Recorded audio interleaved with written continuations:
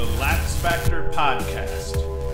What is up, college lacrosse fans? You're watching episode 264 of the LaxFactor podcast. I am your host, Ted Hoost, and today we have Division I quarterfinals that we have to talk about. We have Division II and Division III semifinals that we have to talk about. We're going to lead off with Georgetown, Virginia, and then we're going to get into the Michigan-Duke games from Saturday. We will follow that up with talking about Penn State and Army. They had a very good game, and then Johns Hopkins and Notre Dame, who both played yesterday. And then we will talk about Tufts, Salisbury, Mercyhurst, Lenoir-Rhyne, Lemoyne. We'll talk about a bunch of other games here that were played at the other levels. Before I get into it, as always, be sure to like, subscribe, hit the notification bell if you're on YouTube. If you are an audio listener, no matter what the platform, if it's not Spotify, you may want to consider switching from, say, Apple Podcasts to Spotify, because the video episodes are available as part of one, so you can listen to the audio podcast on Spotify, flip your phone horizontal, and then watch the highlights while I'm talking about highlights and things of that sort. So you may want to switch from Apple Podcast to Spotify. Plus, I get no revenue from Apple Podcasts, but I do get revenue from Spotify if you watch it there. So I urge everybody, screw Apple. Watch it through Spotify. You know, you got the app. And then, as always, you can go to LaxFactor.com and watch all the videos. We put everything. Everything has an accompanying blog post that goes with the video. And then you can also get gear related to the podcast to support us, or you can get T-shirts and crap like that as well. So I'm going to shut up now. We're going to dive into the first game we're talking about here, Georgetown and Virginia, as I edit my notes here. Now, by far, this was the better of the two games that was played on Saturday. Georgetown was good, but just not good enough, as Virginia both flexed all over Georgetown and then continually checked Georgetown throughout this contest overall. The story of this game, Connor Schellenberger, technically he was the story kind of through the entire game, but specifically early on in this game. He scored the first goal of the game just 7 seconds in. Petey pinched, popped, and partied his way to a fast break, hit Schellenberger on the point for an easy quick strike, and it was 1-0 Virginia. Petey then won the ensuing faceoff, almost a carbon copy of the first one. He wins it forward, hit Schellenberger on the point again. This time Shelley busts a quick little hitch to the inside, scored low. Virginia was up 2-0 just 16 seconds into this game. I'll talk a little bit later about the game that Petey had and why it was a travesty he didn't get credited with an assist on Schellenberger's second goal, at least not by Virginia's box score early yesterday.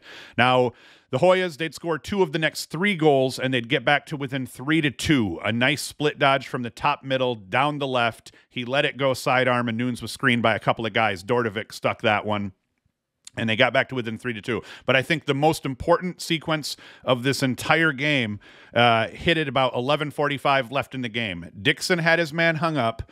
Petey ran underneath him, and Riley, Georgetown's faceoff man, I think it was probably Riley, was checking LaSala. He sees Dixon kind of hung up back there by himself. He goes to kind of make a moronic kind of check, lost his stick. Dixon hit Petey, who slipped upfield, and then Petey busts a roll dodge on a long pole and buried it. Beautiful goal by LaSala, and a very long description of it, considering how quickly it transpired. Now, Petey wins the next faceoff, and now at this point, Petey's having a game. He had a goal, an assist, and a handful of faceoffs. One technically, he should have had 2 assists. So Schellenberger scored his 3rd goal of the game off that ensuing possession with 10:55 left in the first quarter. Another catch on the right wing, quick hitch to get clear of his defender, who over pursued as he was breaking down on him, and then another easy score with his hands free. This made it 5-2 Virginia just 4 minutes and 5 seconds into the game. Petey's goal, that made it 4-2. Schellenberger makes it 5-2 just 4 minutes and 5 seconds into the game.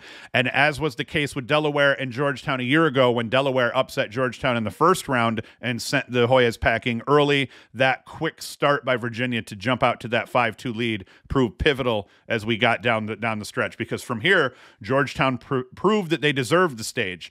Brian Minikis, he scored. That tied the game up at 10s with 12:25 to play in the third. He rolled on Cole Kastner at X. It was actually a hell of a dodge. Got maybe half a step, but then wrapped it around as he got above GLE. A legitimately beautiful goal.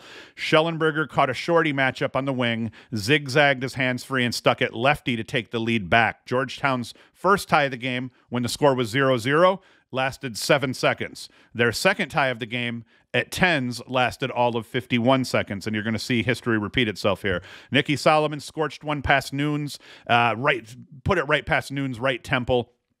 That knotted things back up at 11s. At first, I thought Noons was going to want that one back, but the replay shows it was just an absolute laser, just smoke that went right past Noons' head. Noons, as often is the case when you shoot at a goalie's head, they'll sometimes double clutch as they're trying to find the ball and flinch at the same time as it's coming right towards their dome. But that tied things back up at 11s. Now, Virginia didn't want the Hoyas to get too full of themselves, so 53 seconds later, Thomas McConvey got a step on his man, dodging down that left wing towards GLE. Schellenberger faded his man at X, received the outlet from McConvey kind of on the opposite side of that crease. With hands free, he hits a cutting Peyton Cormier for an easy dunk with 8:54 left in the third quarter. That broke the tie. So once again, they had a tie for 7 seconds. They had a tie for 51 seconds, and Georgetown was able to tie it up for 53 seconds, and that would be all she wrote. That was the last time the Hoyas would threaten the Cavs all game long. Schellenberger would go on to find Peter Garneau for a strike that made it 15-11 UVA as they stretched that lead. After Dordovic got one back for Georgetown to make it 15-12, Schellenberger would score a goal and then dish to Dixon, giving UVA a 17-12 advantage. Every time the Hoyas did anything remotely good, Schellenberger and the Cavaliers were there to crush both their spirits, their dreams, their hopes, and to steal their girlfriends. And they did so effectively here. In the end, James Riley didn't have that rough of an outing in terms of winning draws. Riley finished the game winning 16 of 32, and Petey won 17 of 34. Both were sitting at 50%. Now, the difference was Petey generated offense both directly and indirectly. UVA's first 2 goals were technically assisted by LaSala, despite the fact he was only credited with that one assist, as I said, on the first goal. Schellenberger's hitch inside cost LaSala an assist there. His heads-up play on Schellenberger's 6th goal of the game saved that play. Petey picked up the GB with pressure on his back. He flipped the ball behind the back to Noah Chismar, who initiated the break. He hit Schellenberger on the point. That was an absolute backbreaker for Georgetown, and it was a scenario in which LaSala was in trouble, had his head up, flipped the ball back upfield, actually, to Chismar, and that panned out, and that really was the dagger in the end. Schellenberger was aggressive. It paid off in spades. He finished the game with 6 goals and 4 assists off 8 shots with a ground ball. Now, that is a monster stat line, a hell of a job by a Tewaaraton finalist in Schellenberger, but I want to be very clear. This was not Schellenberger putting the team on his back and carrying them to victory. This was legitimately the Virginia offense just being completely unselfish, Schellenberger being in the right place at the right time and ready to perform and own those possessions when he had his shot. So it was even though Schellenberger put up 10 points, and as we look into the stats, not a lot of other guys had huge games. Everybody contributed. It was bumping it was pretty much offensively always being willing to push the ball to the next guy upfield. You know, like you draw the slide, you hit the next guy who's open as you're trying to swing it. Schellenberger just happened to be that guy. He scored 3 goals off scenarios, you know, kind of playing point off breaks. So 3 of his 6 goals were you know, pretty much just fast breaks that he stuck nasty shots on because he was aggressive and got himself to the middle of the field with his hands free. And then some of his assists were just him being at X, just being patient, being smart, keeping his head up. But it was legitimately a total team effort from Virginia offensively here. The long pole trio of Kastner, he had 4 caused turnovers, 3 GBs. Sawstead, 2 caused turnovers and 3 GBs. And Bauer, 2 caused turnovers, 2 GBs. That made life difficult for the Hoyas. The Virginia defense did a very good job pestering Georgetown all game long. They won their matchups. When they didn't, Nunes, he was kind of on and off all day, but he ended up stopping 50% of the shots he faced, 14 saves versus 14 goals against. So that Virginia defense did a very good job in a game where possession was for the most part even. Bottom line, Virginia was the better team, but Georgetown has absolutely nothing to be ashamed of. They did battle, and the loss was more about how good Virginia is when everybody's healthy, I think, than it said anything about Georgetown. Outside of the fact that Georgetown deserved to be there, they hung with a very good Virginia team that appeared to be on a mission. Now, I did call this one. I said Virginia by 1 to 3 goals. At one point, I was going to lose it because Virginia looked like they were going to win by 4. I would have been happy with that because I had a bet, a parlay, 2-game parlay on the Saturday's games that I had Virginia covering, and within that, like that goal with 7 seconds left or whatever that Georgetown scored screwed me, and I lost that bet, but it did get me right here. As we look at the team stats and note individual stats here for Virginia's website, stink to a degree. Luckily, I already talked about LaSalle, and I knew that I had to go off their stat book here. So Graham Bundy Jr. for Georgetown, 2-2. Brian Minikis, 4-0. Key here, Tucker Dordevic was held to 2 goals off 8 shots with 2 turnovers. So they did and Graham Bundy Jr., 2 goals off 12 shots. So they did a good job of pestering shooters, being on shooters' hands, forcing shots from a little bit deeper than maybe Georgetown wanted to take. They did a good job of keeping them out of the middle of the field, and it showed here overall. As we go into Virginia's stats overall, like we said, Connor Schellenberger, a monster day, 6 goals, 4 helpers, 10 points, 8 shots. All 8 of his shots were on cage, a ground ball, and just a turnover. Xander Dixon was 2-2, the Slim Reaper. Peyton Cormier, 2-1. Petey LaSala, 1-1. And like I said, he was kind of 1-2. And then Griffin Schutz, 2-0. So the supporting cast did a great job. And like I said, it didn't show up in the stat book for some of these guys who have been putting up points.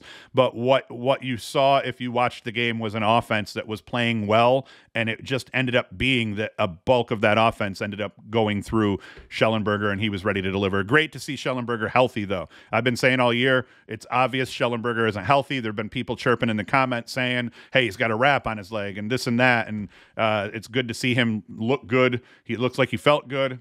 He played really good, really, really good, and he put up 10 points on the day. So a hell of a job by Schellenberger. And that's it. We're going to shut up. Virginia's going to have to take on Notre Dame here in the finals or semifinals, and we'll talk about that in Thursdays, either Wednesday or Thursday show, depending on when I put it out. Next game we have to talk about here is Michigan and Duke. Now, by the end of this game, I realized that the guys left playing in this tournament that are actually Tewaaraton finalists are really good at playing lacrosse because O'Neill is filthy, and he had a filthy game. I said going into this one in the preview show, I did not think that Darby and Michigan were going to have a whole lot of fun guarding O'Neill on Saturday. That proved true. O'Neill scored the first goal of the game on a very physical inside roll on the left side of the field around GLE. He bullied Darby a bit, was able to kind of drop it around Hunter Taylor. Darby didn't give up a lot of ground, but O'Neill just kind of beat him to the spot and then wrapped that around Taylor for the first goal. He scored less than a minute later, a clear attempt for Michigan that went south. O'Neill picked the ball up off the deck, busted his ass upfield, and buried it high to low, giving Duke a 2-0 lead. And as I said in the telecast, when you let O'Neill get started early and he starts feeling good, shit's going to snowball for you from there. Bryce Clay tied the score up at 2 each with 2:41 left in the first quarter. A man-up goal dished by Josh Zawada. Clay lost his man in the crease just enough to get his hands free, busted out the twister, and now Michigan's back in the hunt here. And then just like the prior game, a 3-goal run from Duke put this game out of reach in terms of the macro environment of the game, and it was Duke's 3 killers that played the role of market makers in this one. If you're a crypto or a stock guy, you'll see what I did there. Duke defensive midfielder Aiden McGuire, he stripped Jackson of Michigan, busted upfield, hit O'Neill on the point, who banged the ball down to Williams for the low-angle finish about 7-8 yards off the crease, left side there. It's now 3-2 Duke.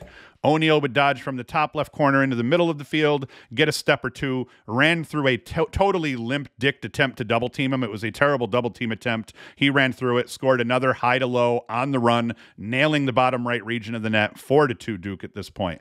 Andrew McAdory dodged down the left alley, got underneath his man at GLE, and then dove back up top to the front of the crease while burying it, 5-2 Duke. Josh Zawada, he'd get one back, cutting from the mid to low crease area on a man-up play with 8:23 left in the quarter. Now it's back to 5-3. Michigan still alive, but the killers continue here. Brennan O'Neill scored off a quick dodge with 4:06 left in the half. Quick hit down the right alley, scored it right-handed on the run. Duke is now up 6-3. O'Neill can do it left-handed. He can score right-handed too.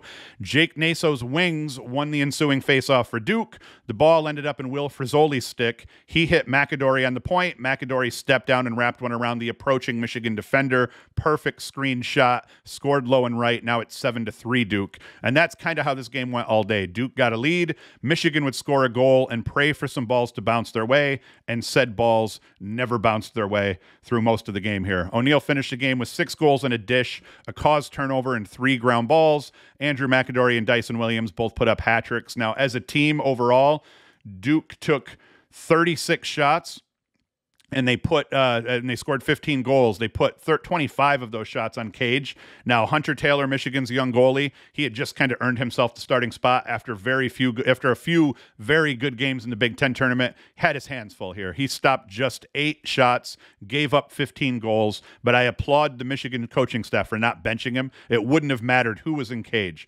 The looks that Duke was getting, Brennan O'Neill with his hands free from anywhere inside 12 yards is an absolute horror show for a goalkeeper.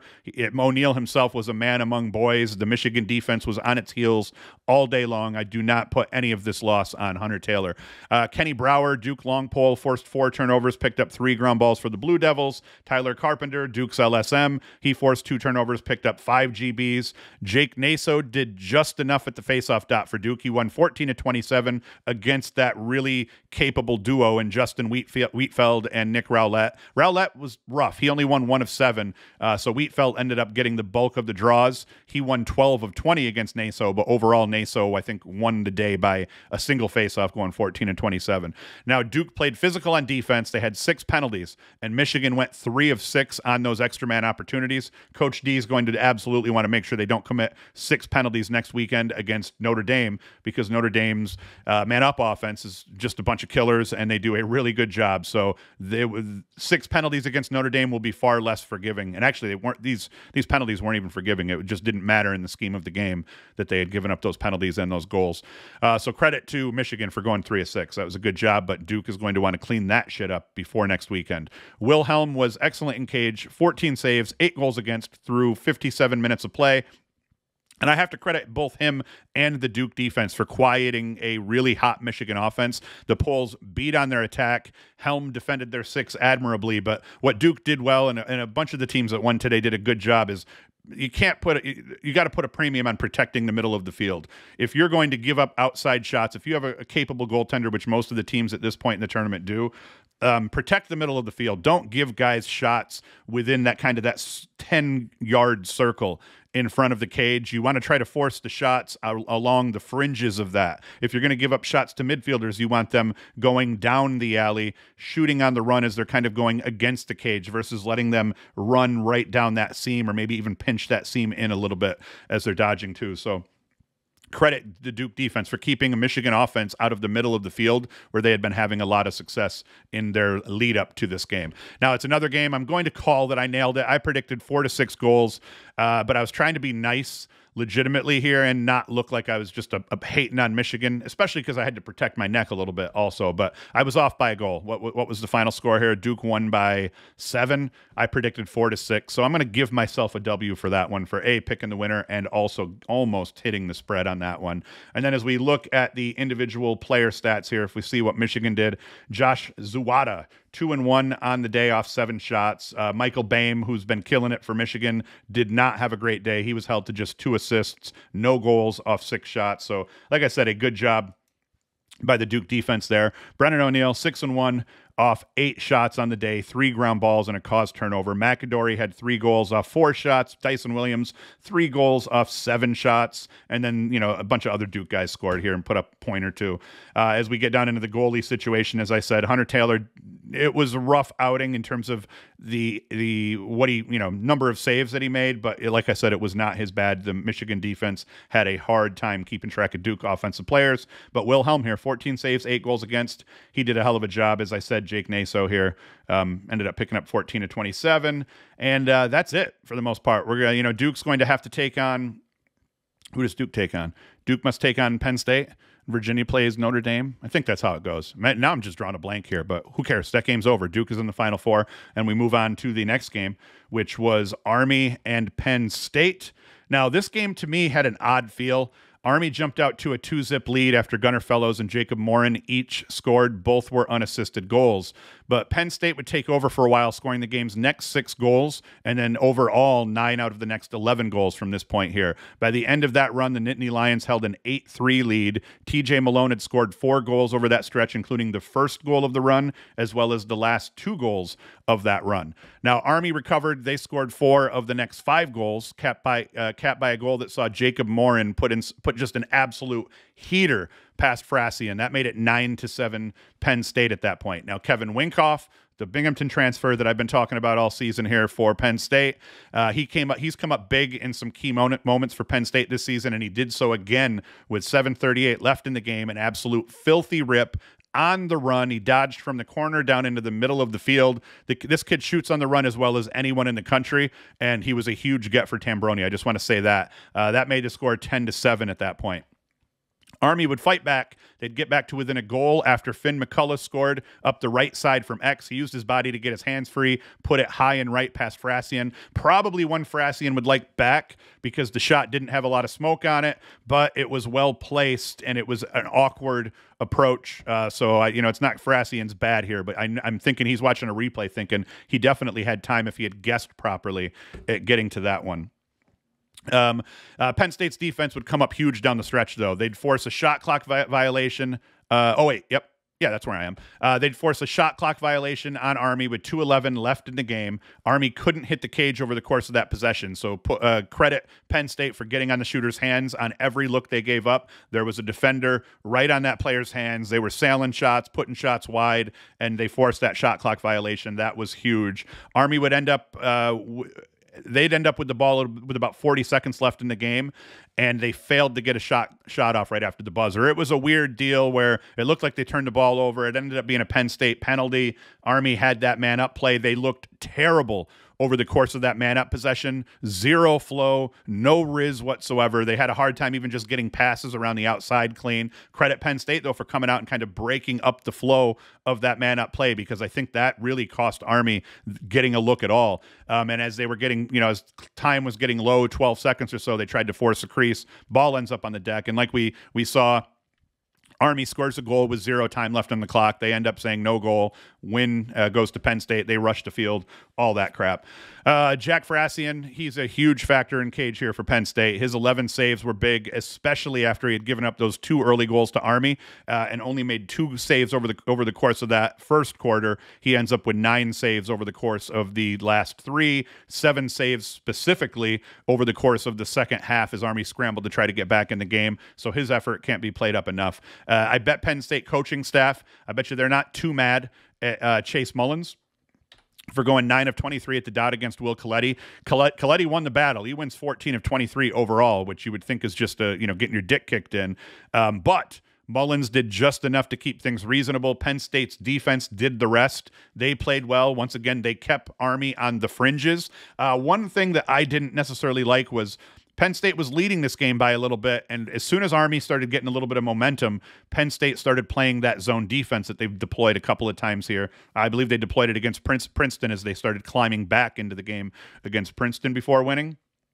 And in this case, I felt like going into that zone, one of Army's strengths was shooting from outside. And I talked about early in the year that before Army kind of figured this offensive thing out, one of their problems was they hadn't figured out who was going to be their big dodgers yet. And I had felt like their outside shooting was what opened it up for some guys to dodge a little bit more, because they were able to spread defenses out because you couldn't give up those 10, 12-yard shots. You had to go out and kind of cover them a little bit more, which made it a little bit easier for Army Dodgers. So I felt like Penn State maybe did Army a little bit of a favor by playing that zone, and it kind of paid off in terms of Army points up to that point, but maybe it also spread that scoring and that run out a little bit, because it's always a little bit more difficult to find a seam against a zone and get a shot off than it is against man-to-man when you can just run the ball here. If we dive into the statistics here, as I said, Bailey O'Connor 1-2 for Army, Gunnar Fellows 3-0, Jacob Morin 2-0, Reese Burke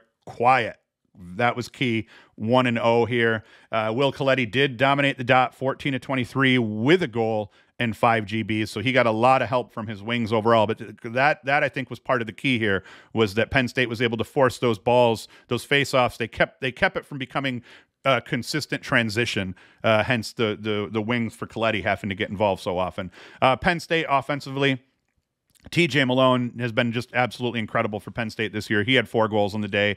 Jake Morin, 3 assists. Matt Trainer, 2-0. Mac Costin 1-0. Kevin Winkoff had that one huge goal. He took 5 shots and only scored 1. So Penn State got it done. And then, as I said in Cage here, Farasian, 11 saves against 9 goals against. Knox, I saw people calling for Alberici to bench Knox Dent, which I thought was stupid. He didn't have a terrible game. Penn State shooters were getting their hands free from some very precarious spots if you're a goaltender and you're facing these shots down. So I didn't feel like Knox Dent, he didn't play his best game, but I don't think he played a game that was even remotely worthy of getting benched. Now, if we kind of go in here and we look at the quarter-by-quarter saves, you know, he had a rough outing in the first half for sure as Penn State jumped out to that lead, especially that second quarter, but he settled in, as did the Army defense. I don't put that scoreless or that saveless quarter as much on Dent, where Penn State scored 3 goals, as I do kind of just on that Army defense not being fully in sync at that point.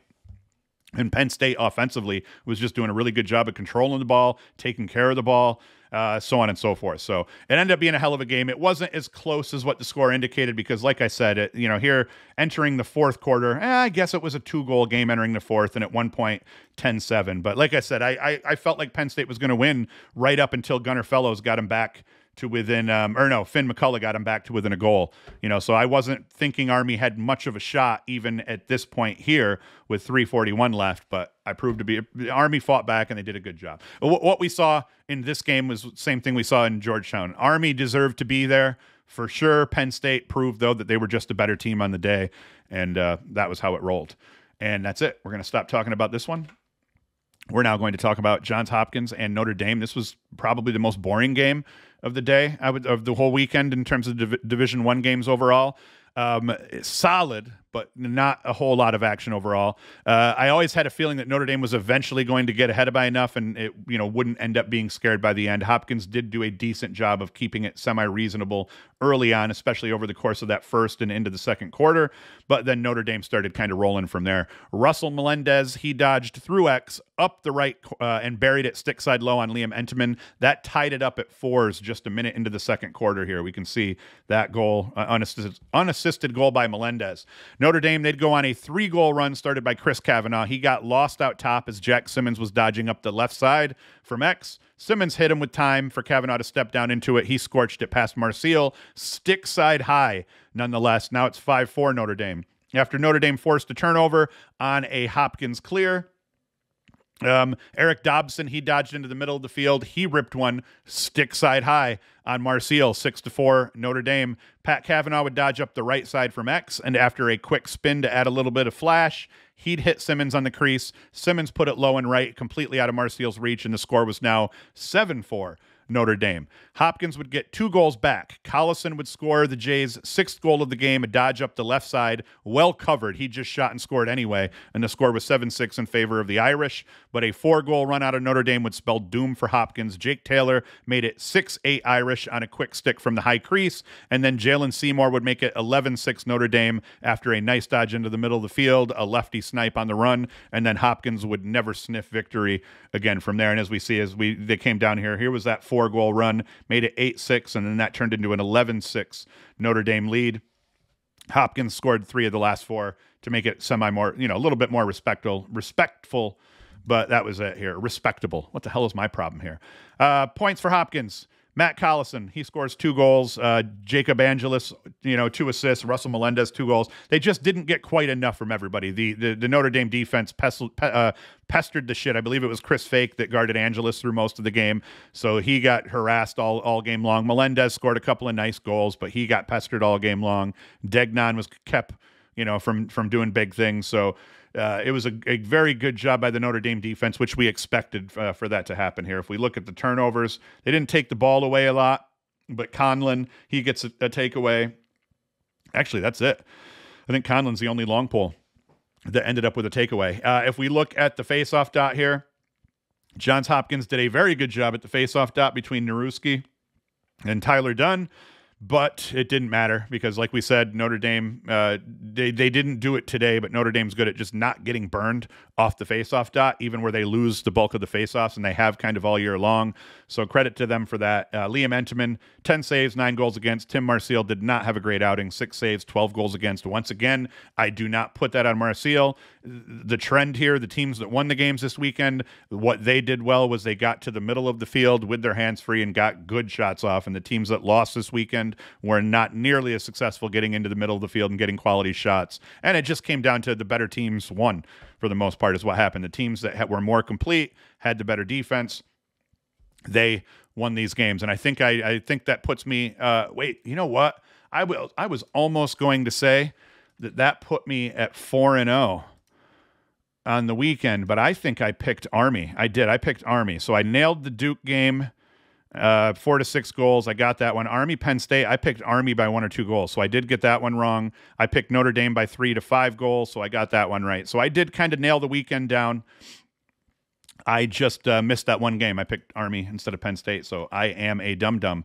So we're going to stop talking about this game, and we're now going to move on, and we are going to talk about Tufts and Rochester. RIT. I almost called them Rochester Institute of Technology like a big nerd, but I'm glad I didn't. Tufts continues with their undefeated season here up to this point.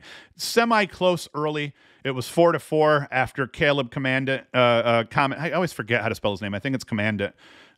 He scored with 2:25 left in the first, and that tied things up at 4. At 4's end, about the time I turned this game on was right here where they scored, and then Tufts there over the course of the second quarter. They have this stretch right here between 5:31 in the second quarter and 3:51 in the second quarter where they scored 4 goals just kind of back to back to back to back over less than a 2-minute period. So it was Tagliaferri scored the first one of that stretch. Kyle Adelman scored the second one of that stretch. Tommy Swank scored the third one of that stretch, and then it just kept going from there. It was 10-4 by the end of that run as they were approaching about halfway into the third quarter. Tommy Swank scored to make it 10-4 on a dish from Ethan O'Neill. And then RIT would try to claw back, and they just could never pull it off. One thing I noticed in this game as well, tied into all the rest, Tufts, I normally would say, hey, Tufts was getting into the middle of the field with their hands free and they were scoring goals, which is kind of true.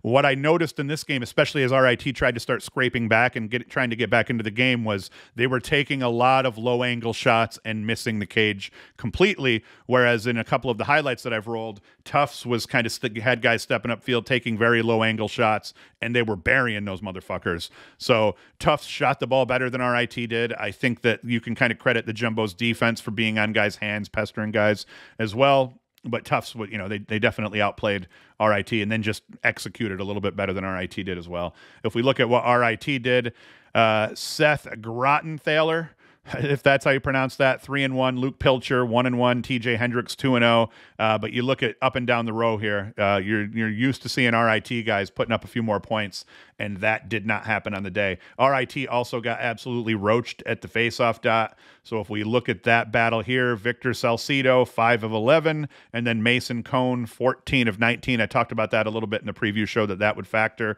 and it factored heavily because they totally dominated the possession battle. And when you really look at the score, based on the possessions, it doesn't look quite as bad for RIT overall. Tommy Swank was 5-0 off 16 shots. He's the one that was sticking those corners from those low-angle shots here that he was taking. Jack Boyden, very good at lacrosse. He was 3-1 on the day. Kevin Christmas, 2-2. Kevin Christmas is just an absolute beast of a human being. That dude is a big man. What's he tipping the scales at here? 6'6", 230. That dude is. So he's a big boy. If we dive into the individual stats, again, wanted to come down to the goalies here. Connor Garzone, 13 saves, 11 goals against for Tufts. Will Starrett, not a bad day in cage for RIT, 15 of 15. 15 goals against, 15 saves. But in the end, it was the Jumbos that win, and they punch their ticket, and they will play against Salisbury in the finals. Salisbury in the Salisbury? I don't know how to pronounce it. Formerly known as Salisbury State. They're going to face them in the finals. Salisbury beat Christopher Newport on Sunday. That was Sunday's game as well. Christopher Newport jumped out early and took the lead. They were up 3-2 at 5:20 in the first. Drew Miller scored, but then as we saw, every time a team here, the losing team would get ahead, the winning team would end up going on a run. Salisbury ended up scoring, what was it here, 7 of the game's next 8 goals. They end up taking, and Salisbury takes a 9-4 lead off a Braden Glushikow. Just another brilliant name from a D3 guy here. 9-4, Salisbury led at that point. And then, yes, Yes, Christopher Newport would get back to within 9-7, but another 3-goal run would sink them. Cross Ferreira, Jack Dowd, and then Cross Ferreira scoring again, and that was all she wrote for Christopher Newport. We look at points here for Christopher Newport. Drew Miller, 4-1. He was their big scorer on the day. Did a good job at the faceoff dot overall. Who won that? That's Warner Cabanis. I almost called him cannabis in the last show here. It's because I smoked too much cannabis here today. And then we look at Salisbury, what they did. Cross Ferreira, 4-3. He's just, Cross is just doing Cross things to teams here. 7 points on the day. Bryce Bromwell, 2-1. Jack Dowd, 1-1. And we look at the goalie battle. Nicholas Ransom for Salisbury, 8 saves, 8 goals against. Zach Hanway did everything he could for Christopher Newport, 16 saves, 12 goals against. So he had a hell of a job, did a hell of a job in cage, but they couldn't win the game here. So we're going to end up with Tufts playing Salisbury in the finals. I think these teams are 2-1 against each other, or 2-2. They might be evened up in terms of meeting each other either in the finals or over the course of the last 5 years. I can't remember. I'll look that up and we'll talk about it in the preview show. But yep, it's going to be a Tufts versus Salisbury Division III final, so that should be fun to watch. The next game we got to talk about here, it was another undefeated team. Lemoyne was undefeated heading into this game. This was the last game that Lemoyne will play as a Division II team. They lose to Mercyhurst 11-10 in this one. A hell of a game overall. Lemoyne jumps out to a 3-1 lead late in the first quarter. Joey Pezzamenti, he scores to give Lemoyne a 3-1 lead. Mercyhurst would slowly but surely claw back. They'd end up tying the score at the start of the third quarter, 6 up. Kevin Sprague scored. They would then take the lead 14 seconds later off the ensuing face-off. Stephen Morley on a dish from Sean Doran. Doran's the face-off guy, I believe. And then Lemoyne would take the lead back 8-7. Mercyhurst would tie. Lemoyne would take the lead back 9-8. Mercyhurst would tie. Lemoyne would then take the lead back 10-9. Mercyhurst both tied the game up at 4:35 in the game. Nicholas Mabe scored a goal unassisted to make it 10-10. And then with 1:55 left in the game, Jeremy Phoenix Lefebvre scored unassisted to win the game for Mercyhurst 11-10. As we dive into the stats, Mercyhurst just spread their scoring out throughout the roster here. Nobody had more than 2 points. They had 1, 2, 3, 4, 5, 6, 7 guys put up a point, and then they had 3 guys put up 2 points each. But it was Quinn Simonson. He went 2-0, and then it was Jeremy Phoenix Lefebvre, 2-0. Yeah, I'm not even going to try that. Face-off dot. Sean Doran, he was supposed to be a key and a factor in the game. He was. He had a goal and an assist, won 14 of 25 draws, and picked up 6 GBs. So he did a good job. Mercyhurst defensively, Charlie Gleason, 2 caused turnovers. Stephen Katz, 2 caused turnovers. If we dive down into Lemoyne, Kevin Sheehan, 3 goals. Ethan Lown, 2-1. Just not good enough overall for Lemoyne. And then we look at that goalie battle. It was a very close battle in cage here. It's Matt Vavanese for Lemoyne, 12 saves, 11 goals against, and Brett Olney, who I thought had played D1 somewhere for some reason. I do see that he's semi-local. He's, I think, an Irondequoit kid, Olney is, but I don't know why I know his name. Maybe it's just from watching and covering Mercyhurst for a little bit. He had a hell of a game, 13 saves, 10 goals against. He ends up winning the goalie battle, and Mercyhurst ends up beating Lemoyne for like the first time in 11 tries or something crazy like that, and they advance to the finals, where they will take on Lenoir-Rhyne, who beat Limestone. So what we have here is I believe Limestone was a higher seed than Lenoir-Rhyne in terms of the tournament, even though their ranking isn't that way. And obviously, Lemoyne was a higher seed over Mercyhurst. But Lenoir-Rhyne kind of rolls. They jump out to a 4-1 lead. Colton McCracken unassisted. They jump out to an 8-2 lead. Jarrett Huff scored from Torrin Eccleston. And then they just rolled from there. It was a shit show, and they end up winning 18-11. I do see here that Limestone was able to get back to within 14-9 early in the fourth quarter before Lenoir-Rhyne just rattled off 4 goals in a row. They were up 18-9 before giving up the final 2 goals of the game to Limestone. If we dive into the points, Kyle Hatcher was 4-2 for Lenoir-Rhyne. Miles Moffitt was 3-2 for Lenoir-Rhyne. Torrin Eccleston was 3-2. So a hell of a job there. Defensively, Victor Powell, I knew that. He had a good game. 3 caused turnovers, 4 GBs. Liam Farrell, 2 caused turnovers and a GB. Face-off dot, kind of a wash here, which was what I was hoping it was going to be for Lenoir-Rhyne anyway. Matthew Mancini wins 14 of 31. And as we come down here and we see Tim Ladner won 17-29, so he did get the better of his matchup, but overall it was to a degree a wash as Lenoir-Rhyne did a better job forcing turnovers on the day. Limestone, what we get out? Michael McGarry, 3-1. Jason Thomford, just a crazy game, crazy name again, 1-3. So that's not bad. Not bad at all, but not good enough. And now we're going to have a Lenoir-Rhyne and Mercyhurst Division II finals, which is crazy. I was really hoping to see Lemoyne win a national championship on their way out of Division II, but this is kind of dope too that they didn't, and now they're going to be playing D1 ball next year as other people are competing for the national championship. So I thought that was interesting, and that is going to be it. I'm not going to go into too much more here. I'll probably do the show Wednesday, the preview show Wednesday or Thursday, as I've been saying. I like to wait until Thursday to give this video a little bit more room to breathe and get me some views, and then I put the preview show out Thursday leading into Saturday. We'll see. But like I said, check Wednesday. If it didn't hit Wednesday morning, it's going to be up there on Thursday morning here. A little bit depends on my work schedule. But it was a great weekend of lacrosse. I ended up drinking way too much both Saturday and Sunday. We set the pool up. As I had said, I was doing the pool this weekend. Now I will have the last show while I'm still shooting ropes will be on Wednesday or Thursday. And then, like I said, Friday, I get that vasectomy. So it will be the, dry shooter podcast or whatever, whatever we're going to call it. It's going to be Podcast Monday will be the first time that I do a podcast with my vas deferens not being connected to my junk anymore. So that's going to be an interesting show. We'll see how sore I am, even having to sit here in this chair the whole time. But one way or another, whether I have to stand up and do the show or not, I'm going to put a show out here Monday.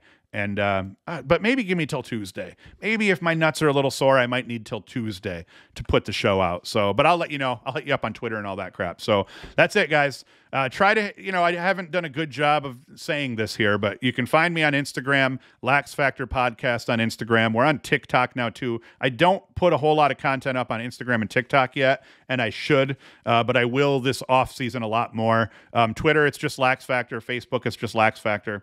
YouTube, it's just LaxFactor. But go follow us everywhere. You can go to LaxFactor.com, watch the videos there. You can get the swag, t-shirts, and all that crap. And like I said, if you're an audio listener and you're listening on Apple Podcasts, it may behoove you to switch to Spotify, because then you at least have the option of watching either or the video or listening to the audio. So you can do that too. So that is it, folks. I will be back Wednesday or Thursday. Check on both days for the preview show for this upcoming weekend. And that's it. Thank you for watching. Thank you for listening. And Hoost is out. The LaxFactor Podcast.